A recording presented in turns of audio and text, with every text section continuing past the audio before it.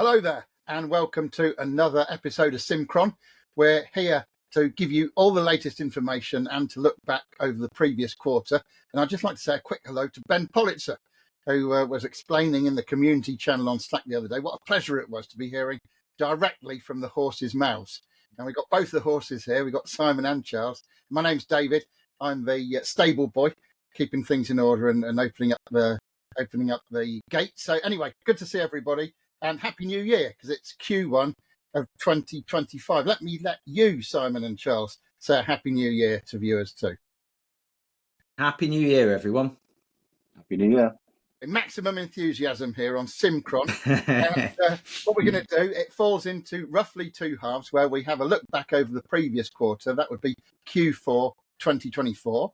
And then we'll be looking at Q1, looking ahead in 2025. So, Charles, I wonder if I can head over to you first to tell us about what happened with VertiCall in the previous quarter. Sure. VertiCall was split into a couple of main segments in terms of the work that we carried out. The main one being the mobile app. As we promised, we've made it great again, and actually both platforms, Android and iOS, have received significant updates, fixes, and the feedback has been great. They're in the store. Or the relevant stores for people to update if they've not done so already, although they should receive automatic updates if the app is already installed. So those customers that are using it, please give us feedback. Feedback is really important, but we're pleased with the feedback we've received so far. I think you'll be really pleased. The second half of the VertiCall work was actually on the desktop client. So we now have a native macOS and Windows desktop app version of VertiCall, which is great because previously it was browser-based only. So when you receive an incoming call, you're frantically hunting around for that tab, and that's ringing in order to answer the call. With the native app, of course, we can bring it to the front and bring it to interview. Also, and the major benefit of the desktop app is it allows us to integrate the CRM add-on, which is aptly named VertiCall CRM connector. It's available in beta currently to subscribe to and to add licenses to extensions and to use the CRM integration feature of VertiCall. Now that just, in a nutshell, allows users to search contacts automatically on incoming calls, screen pop, click to call, and add notes, etc., activity logging automatically with their preferred or chosen cloud CRM solution. Top class. And I believe the mobile versions are available in both the App Store and the Play Store, respectively. And it sounds like great progress on the desktop version as well. So good news. Progress all around. Feedback's been really positive on those, so we're really encouraged. The other interesting bit of feedback is I should perhaps first explain that it's our code end to end, including in the core, and we wanted to write the client in a completely different way to any other SIP client, so it was more secure, audio quality was better. Battery performance battery hit was negligible. So it's dramatically different to any other SIP client out there. It's functionally similar to the likes of the Teams client and other proper over-the-top apps, but very different to anything that would log in against your own PBX. And because it's our own code, it hooks into other assets and services that we have, for example, white labeling. So customers, partner customers who have configured their own branding, their customers can download VertiCall, which is anonymously named, so they can tell them it's their own app if they want to. If they want their own app, which is branded from the start, they can have one. But otherwise, they tell them to download VertiCall.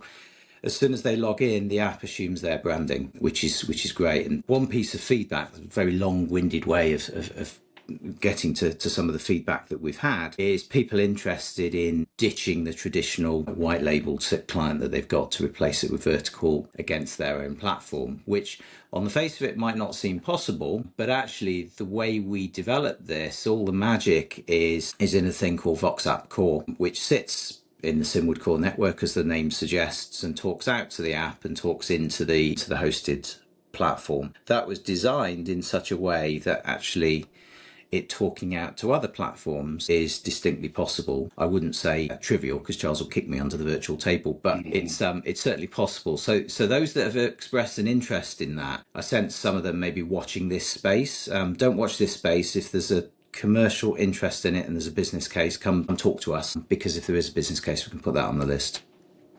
Thanks, Simon. Great stuff. Now, as well as progress in that domain, Charles, I think you've been working hard on Bring Your Own Carrier Inbound as well. What can you tell us about that?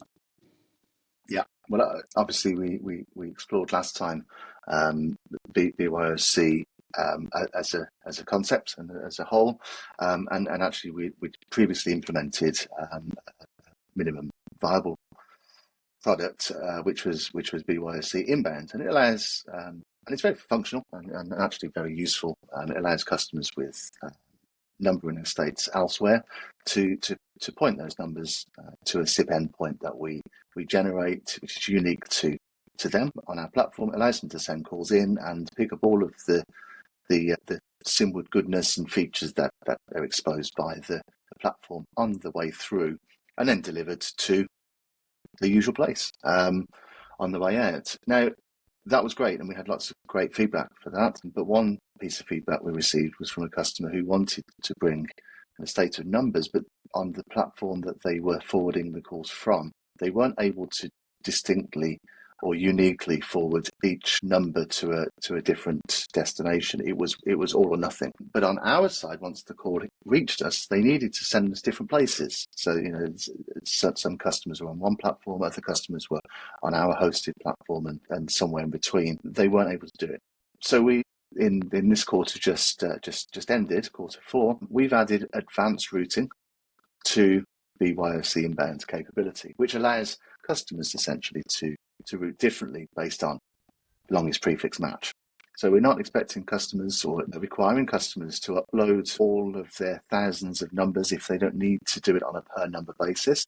They can work with prefixes. If it's a number range hosted elsewhere, they can route that entire prefix to a given trunk or to a given SIP endpoint. Sounds like maximum flexibility, Charles, as broad indeed, or as granular as people need. Okay, so those enrolled in the beta program will be familiar with this page. Where it differs now is this button here, so the advanced routing. So previously, all calls that you wanted to send to Simwood, destined for numbers to which you had hosted elsewhere, were directed at this SIP endpoint, which is generated for you for each connection. And those calls by default will route to the trunk that you define here, or if you leave that empty, we'll just follow your account default routing. What we've done here is added a section now called Advanced Routing, where you can actually specify specific alternative destinations based on the target number / prefix. I'll give you an example. Let's say you had a specific number that you wanted to send to this trunk. We can do so just by adding the full number in there. I'm just going to use test. It's an optional label, but you can use it for filtering, etc. later. So quite useful if you want to group numbers by customer, platform, range, whatever. And that's it done. Now, any call destined for this number with an exact match there will route to this trunk. Similarly, if I had a range of numbers hosted with another network, let's say for argument's sake it was this one, which is a Sipcentric range holder range, and I wanted to send those to this one, I can do. Doesn't matter what the label is. Okay, so you can see it's quite it could be as granular or as or not as you need. It's very flexible, and it allows you to route calls differently based on the destination. So there we have it. There is more to it.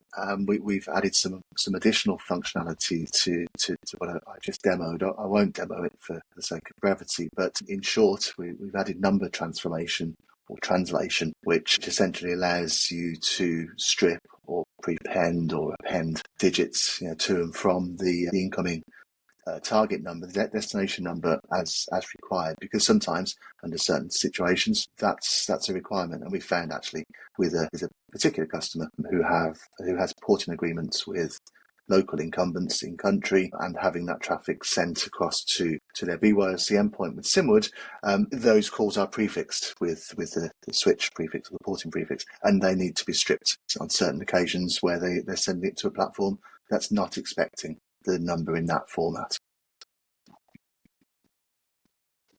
So great ability to do number manipulation. What I'm hearing here, Charles, it is a common theme that we react to legitimate business cases and add things in as people suggest them, when where there is that weight of evidence that they need to be done. That's great. By the way, while you were talking about porting, I couldn't help but notice Simon there, like a coiled spring, itching to talk about porting automation. But before he does that, Charles, can you give us a couple of words on the progress made with Teams off-net numbers, please? Short and sweet. It is the ability to add numbers to your Teams tenant through the Simwood Teams Operator Connect integration, which aren't hosted by Simwood or on the Simwood network or on your account with Simwood, essentially. The requirement for that is quite simply you have some numbers elsewhere and you're making use of the BYoC Inbound functionality that we've just seen previously, and want to send those calls into Teams. Now, of course, if previously you wanted to do that, you have to add the number onto the Teams tenant, but it would only allow you to add the numbers that are on your Simwood account. Now that's not a restriction, and you can add numbers that you have elsewhere. Brilliant. Okay, There's a few guardrails around that are probably worth mentioning. You can't go and add HMRC's number, for example, or rather, if you do, it doesn't actually achieve anything. So there's protections. There's protections there. You can make use of the numbers on your Teams tenant, but you're not actually affecting the wider. Great. Okay, thank you for that clarification, Simon. So that brings us along to porting automation, and I think I'm pointing the camera at you for this. Yeah, so Charles and team have done a ton of work on this, and it's important to clarify again that this isn't us integrating with some mythical central API. This is us replacing a human that is receiving an email in broken English with a spreadsheet attached in some random form, or some random Excel version, reading it, updating it, sending it back. That is sadly how our porting process works. However, some operators have, in very loose terms, deployed bots where they will do that with spreadsheets in specific forms sent in a specific way. They have a tendency to break if you change fonts or things aren't in the right in the right box, or the Excel version isn't absolutely the one that they designed against. And so our automation is accommodating this, as well as the humans behaving in a human type way on the other end. And the results of it are amazing, actually. Our goal here is to reduce the cost of ports and improve the speed of ports such that we can pass that on to customers. Porting at the moment is a loss leader for us because of the human involvement, or at least porting was a loss leader for us because of the human involvement. But the more heavy lifting the automation can do, the less humans are involved, the less of a loss there is there, and ultimately the less we need to charge. And we've committed to passing that on to customers. We've got visibility of that now, and there should be an announcement, relatively imminently on what we're doing to change porting costs, both in terms of passing on a discount for automation and other changes to reflect where the cost is. Where this really made a difference was over Christmas, and it prompted me to do a blog actually about APIs and carriers having respect for customers, because while other porting desks were shut down for 2 weeks, ours was open, and the automations were merrily processing porting requests where they could do so. So on Christmas Day, when I think it's safe to assume no porting desk, in the country or on the planet, because half of them are offshore, was open, we were submitting port requests to other operators and we were getting acceptances. And there's several customers that had 100% automation rate on Christmas Day and Boxing Day. And if you think about that from an end user point of view, that's an end user that's downloaded their app or registered for their service, and wants to get on with it, frankly. They don't want to wait 2 weeks until they're going to be back at work for some muppet to send them a form to fill in to process to process the port. So because our customer was deeply integrated with our API, they could submit the request immediately, and then because of our automations, they stood a high chance of getting it accepted and confirmed. In some cases within minutes. I think the record is still about 3 minutes from the submission from the customer to the acceptance, which frankly, with a human-based approach, that they wouldn't have even got to the port request in that sort of time, because they'll be working through queues of others. If we look at it since the 1st of January, we're at 62% of ports end-to-end processed by the automation. Some of that, that 38% that involves humans is because of customer behavior, shall we say. There's some customers that like to nag, like to chase things, like to make things as difficult as possible, and it also relates to the party on the other side, because not every operator has bots or has efficient humans. Some similarly like to make life as difficult as possible. So there are certain operators where you're never going to get any benefit from the not any benefit, but material benefit from the automation. But I think 62% overall is remarkable, and there's a load more work to be done here. Charles and team have mostly tackled GMP, so fixed line imports and fixed line exports. But we'll talk in a little bit about the other stuff that's coming for this quarter. Great. Yeah, that's good news, Simon. It sounds like lots of positive stuff in the world of porting automation and more good news to come. So brilliant. You mentioned the blog, so it's a good time to remind people that if you go to simwood.com/blog, you can find all the blogs. Similarly, if you go to simwood.com/whitepapers, you can see lots of interesting stuff there as well. So keeping up with not only what's going on inside Simwood, but in the wider industry in general. Now, last stop on our review of the previous quarter is the global edge deployment. So if I could turn back to you, Charles, to ask you what happened in Q4 last year. We've successfully deployed the edge components that we were speaking about in the last episode to, I think, the last count, 6 or 7 regions globally. These aren't kind of fully standalone availability zones, as we said. This focuses entirely on the edge components, hence the name Global Edge, and its purpose is really to handle the media as near to the source and the destination as possible, to reduce latency, to improve reliability and the consistency of connection. If it does require backhauling, of course, the destination is the other side of the world, and it will traverse a known and reliable path as opposed to going over public internet, which is great, but for voice and anything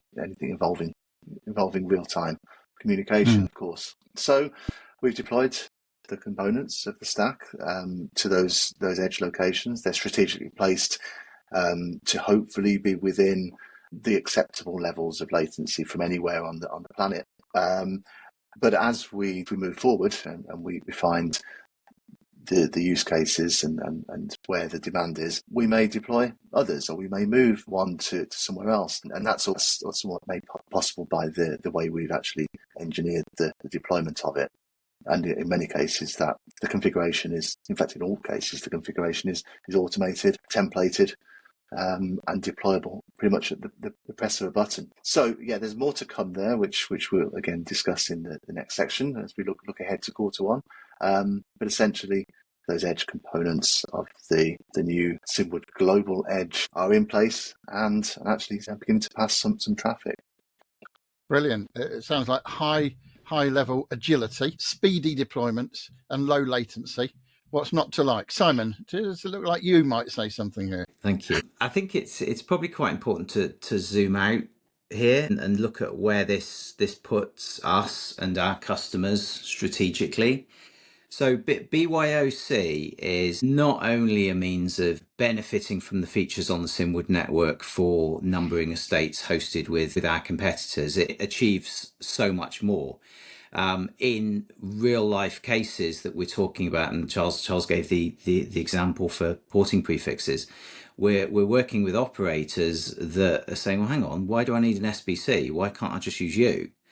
And one of the white papers that you referred to, David, describes SBCs as a transitional technology, kind of the CD player in the move to digital music. When we're iTunes or Spotify, take your pick.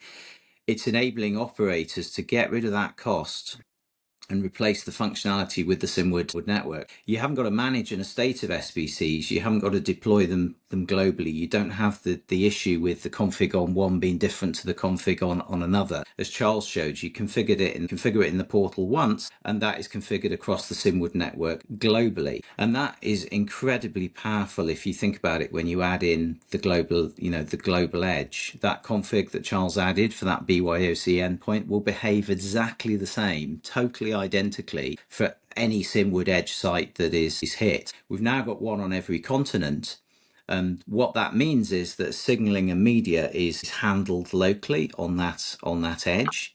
So in the event of a UK provider wanting Australian numbers backhauled securely, they can have them handed off to us, close to origin, fully encrypted. We'll transcode them, decrypt, encrypt as required, add any features on the Simwood network and pop them out in London for the UK operator that requires them. But equally, an operator in that part of the world, let's say Singapore, could decide, hang on, why have I got these SBCs? Why have I got this UCAS platform? Why have I got this class 5 soft switch? Let's replace that with Simwood, and the edge enables them to service local customers because media is switched within acceptable latency thresholds. We're going to continue expanding the edge as demand dictates. Charles said that those edge sites aren't full availability zones by a Simwood definition, so they hang under our other availability zones in the UK and the US.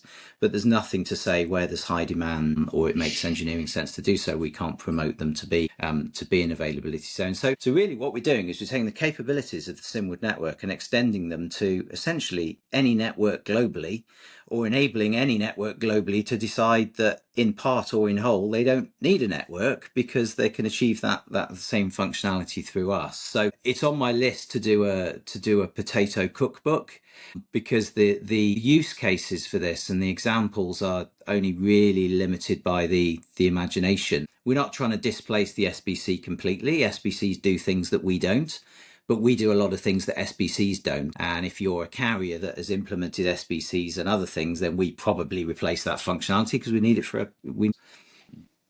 It really is a whole new level of collaboration that's facilitated here between operators and Simwood and other carriers and Simwood. Quite amazing.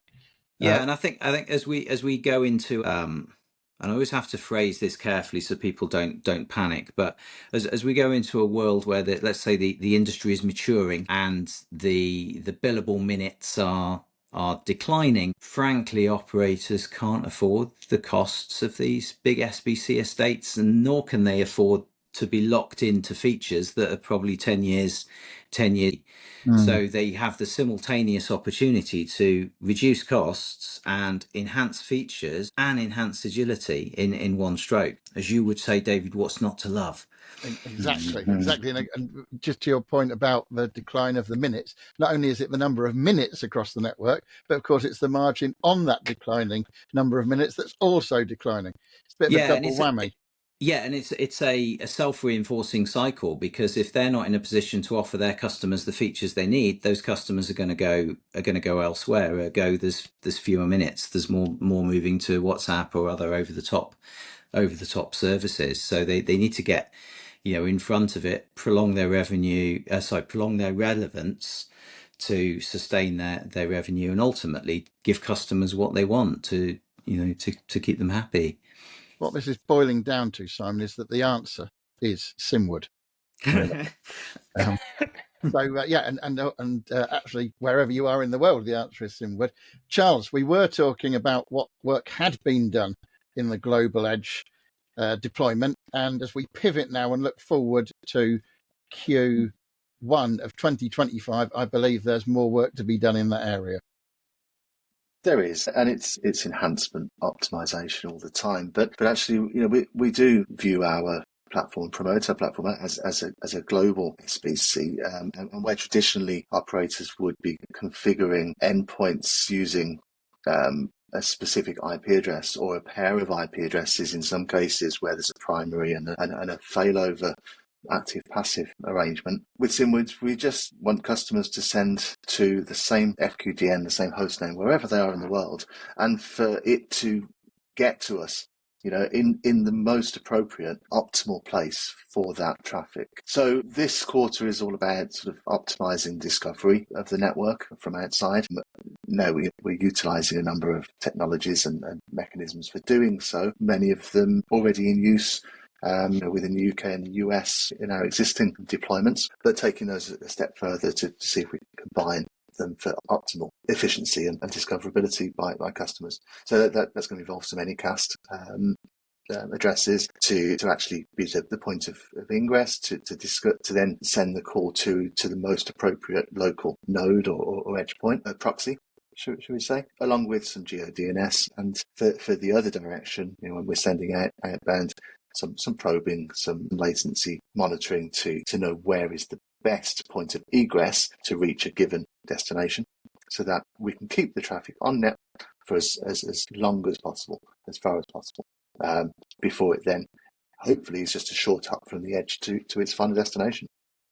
Which is actually the opposite of what pretty much every other network on the planet does. Most people would use hot potato routing, just get rid of it as soon as possible and expose it, to fight its way through cat pictures and porn across the public internet. So keeping it private and encrypted or what have you for as long as possible, benefits the experience of the end user, which is what it's all about.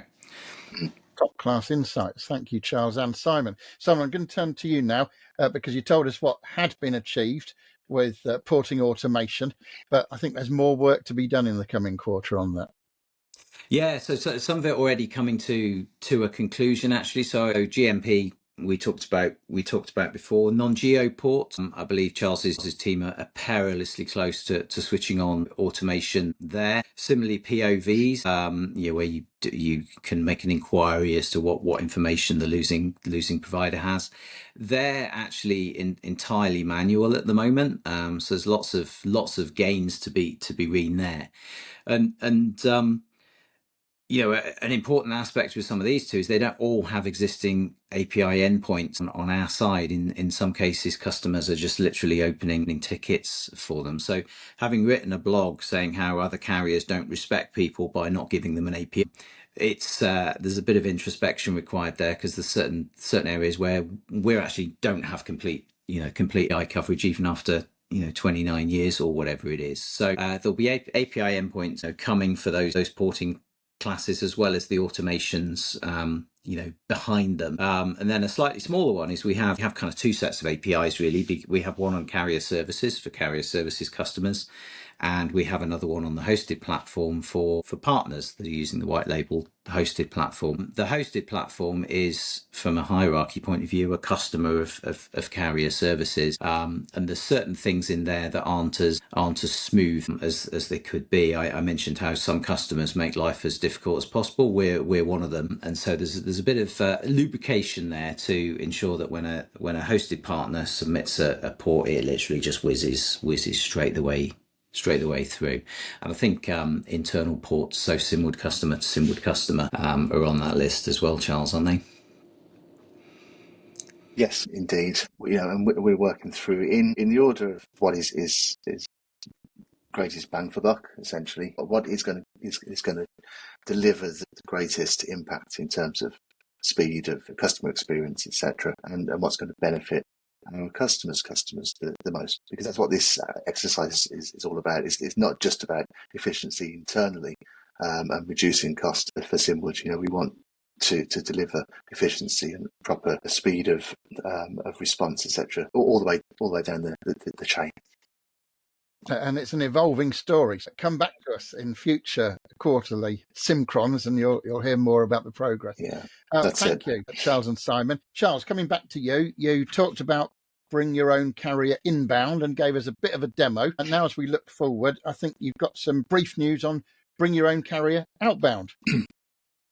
Yep, I mean that's what it says in the tin. Essentially, we're working with customers in outside of the UK who need to work with their local operators for things like emergency services, for things like delivering traffic or terminating traffic in country, originating from local numbers which otherwise would be rejected or blocked. So in those those situations, we're allowing people to bring their own carrier to terminate traffic. So this is the exact opposite of what we were looking at in the a bit earlier today. That's delivering traffic to the Simwood network. This is originating essentially, so still picking up the same features, but then terminating in country with the relevant carrier. That is the beauty of whichever direction you're going. If you're going through the Simwood network, you can pick up all of that goodness. There's a couple of other use cases there as well. So we've got customers with large platforms, be it UCaaS, CCaaS, whatever, that may have done, let's just say, specific exotic things, or may desire to do specific exotic things for specific customers that their platform can't handle, and the solution at the moment is to stick some magic box in the middle and hope for the best. With all the associated charges that would go with that. And all of the associated problems and complexities and issues. This enables them, they're already interconnected with Simwood, this enables them just to handle it our side and avoid the need for that magic box, whilst getting high availability globally for that functionality. Great stuff. Thank you. Now, Charles, I believe there's been an upgrade in the world of Sipcentric and the subject of voicemail uploads.